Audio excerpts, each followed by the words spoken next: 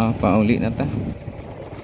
Pauli na ko mga kalito kay gikan ko meeting sa eskwelahan ni Lorigin. Aduna may meeting paibalo sa ilahang kamaayo o kabright sa ilang eskwelahan. Nasakpan na gyud o unsa gyud mga binuhatan nila.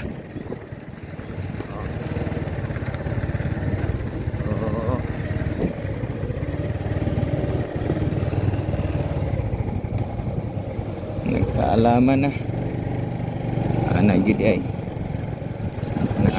ay mga binuhatan niya dili maayo.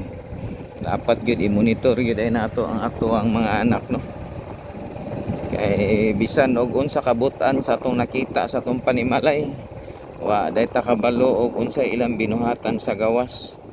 Kay naa gid sila yung mga batasan niya tinaguan. Wa gid ay ta masayod day sa tanan. Sa tuang balay butan pag abot sa gawas na mo na giingon nga nalusan na. Ginoo ko magmatal na lang deta ani og buntag anang tama ra pod nga gipatawag ta sa maestra kabalo tag unsa ay dagan sa to ang anak kay isod na kabalo na biya ta sa panahon karon. Dili ang panahon nga atoa na ako'y panahon nga para sa ilaha. So ang atoa kailangan mamonitor yun ato sila kay lisod na. Dili man ingon nga pwede ta mag tik 1 tik 2 lisod na ato makaya nga wa na i-retake ra ba. Di na mabalik anak na lang. So nako diri pauli nako.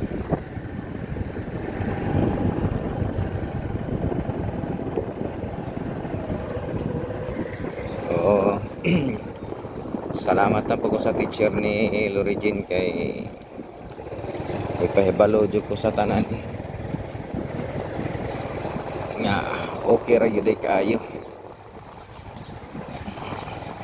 Okay ra kay akong anak nga si Lorigin nga nagsugod-sugod na gyud.